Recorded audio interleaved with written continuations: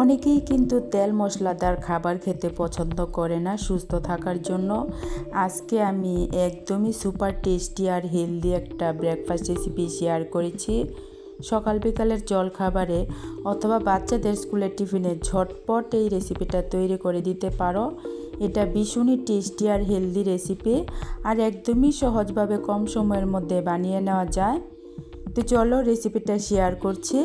তার আগে রিকোয়েস্ট হলো প্লিজ একটা লাইক দিয়ে সম্পূর্ণ ভিডিওটা দেখো, ভালো লাগলে আমার চ্যানেলটাকে সাবস্ক্রাইব করে দিও। তো চলো রেসিপি শেয়ার করছি। প্রথমে দেখো আমি মিক্সিং বলের মধ্যে 1 কাপ সুজি নিয়েছি। এখানে মোটামুটি 100 গ্রামের মতো সুজি আছে। আজকের ব্রেকফাস্টটা আমি খুবই টেস্টি আর খুবই হেলদি করে বানাবো। তারপর নিয়েছি মিক্সিং জারের মধ্যে কিছুটা আদা আর একটা কাঁচা লঙ্কা দিয়েছি। তারপর দিয়ে দিচ্ছি মিডিয়াম সাইজের একটা সিদ্ধ করা আলু। এখন দিয়ে দিচ্ছি মিক্সিং জারের মধ্যে আধা কাপ দই। তো এখানে আমি টক দই নিয়েছি। এই সব কিছু একটু ভালো করে আমি একদম মিহি করে পেস্ট করে নেব।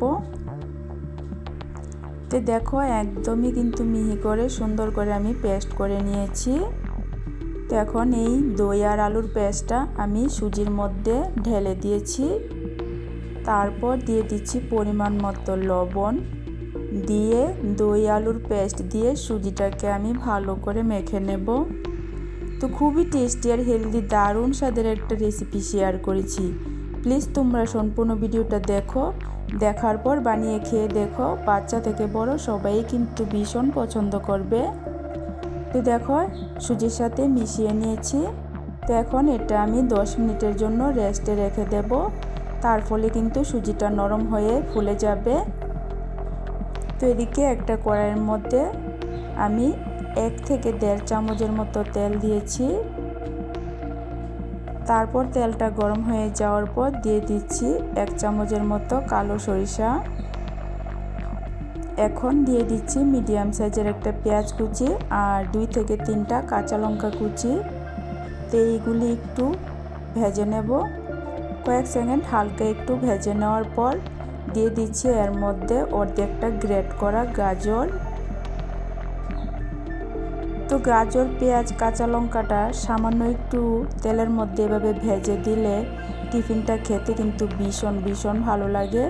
তবে তোমরা যদি এই সামান্য পরিমাণও তেল দিতে না চাও তাহলে কিন্তু সব কিছু কাঁচাই দিতে পারো সুজির ব্যাটারের মধ্যে। তো এদিকে দেখো 10 মিনিট রেস্টে রাখার পর সুজিটা কিন্তু ফুলে অনেকটা ঘন হয়ে গেছে আর একদমই নরম হয়ে গেছে। তো এত ঘন, তার জন্য এর মধ্যে আমি আরও আধা কাপের মতো জল দিয়ে দেব। তো ব্যাটারটা কিন্তু বেশি ঘন হয়ে গিয়েছিল জলটা টেনে, তার জন্য এখানে আমি 4 কাপের আরও আধা কাপ জল দিয়েছি। দিয়ে আবারও ভালো করে মিশিয়ে নিচ্ছি। তো দেখো মিশিয়ে নেওয়ার পর 1 থেকে 2 মিনিটের মতো এভাবে ফেটিয়ে নেব, তাহলে কিন্তু খাবারটা ভীষণ ভালো হবে। তো 1 থেকে 1.5 মিনিটের মতো ফেটিয়ে নিয়েছি। ব্যাটারটা আমার রেডি। এদিকে যে তড়কা করে রেখেছিলাম সেটা এখন এর মধ্যে দিয়ে দিচ্ছি। তো সামান্য একটু তেলের মধ্যে পেঁয়াজ, কাঁচা লঙ্কা, গাজরটা হালকা একটু ভেজে নিয়েছিলাম, এটা দিয়ে দিয়েছি। এভাবে একটু ভেজে দিলে কিন্তু টেস্ট অনেক ভালো হয়। তোমরা যদি তেলের মধ্যে ভেজে না দিতে চাও তাহলে কিন্তু কাঁচাও দিতে পারো। তো এখানে একটা কথা বলে রাখছি, যারা পেঁয়াজ খাও না তারা কিন্তু পেঁয়াজটা বাদ দিয়ে করতে পারো। তো ব্যাটারটা রেডি করে নিয়েছি। তো এদিকে খাবারটা বানানোর জন্য আমি ছোট ছোট প্লেট নিয়েছি। তোমরা কিন্তু যে কোনো বাটি অথবা গ্লাসের মধ্যে অথবা চায়ের কাপের মধ্যেও কিন্তু বানাতে পারো। তো আমি এরকম ছোট ছোট প্লেট নিয়েছি। প্লেটের মধ্যে সামান্য একটু তেল লাগিয়ে নিয়েছি যাতে খাবারটা হয়ে যাওয়ার পর উঠাতে অসুবিধা না হয়। তো এখন ব্যাটারের মধ্যে আমি আধা চামচের থেকে একটু কম দিয়েছি খাবার সোডাটা দেওয়ার পর খাবার সোডার উপর 1 চামচ জল দিয়েছি। জলটা দিয়ে এখন ব্যাটারের সাথে আমি ভালো করে মিশিয়ে নেব। তো দেখো 10 থেকে 15 সেকেন্ডের মতো আমি এভাবে অনবরত নাড়িয়ে খাবার সোডাটা মিশিয়ে নিয়েছি। তো ব্যাটারটা কিন্তু পুরোপুরি রেডি। এখন যে প্লেটগুলি আমি রেডি করে রেখেছিলাম তেল লাগিয়ে, সেগুলির মধ্যে আমি ব্যাটারটা দিয়ে দেব।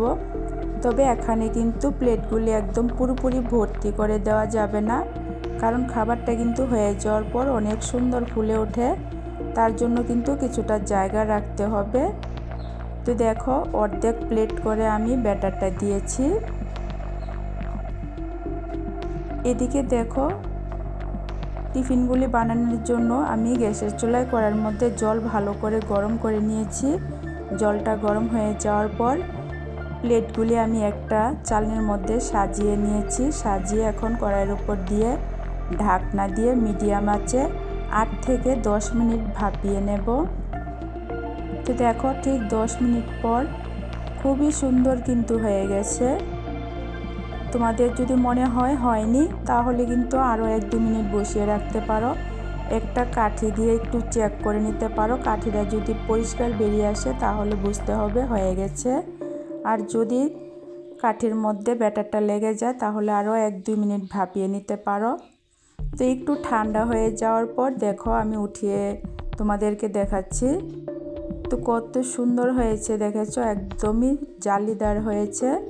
এইগুলি কিন্তু একদমই স্পঞ্জের মতো নরম তুলতুলে হয়, আর খেতে কিন্তু ভীষণ টেস্টি, আর সাথে অনেক বেশি হেলদি।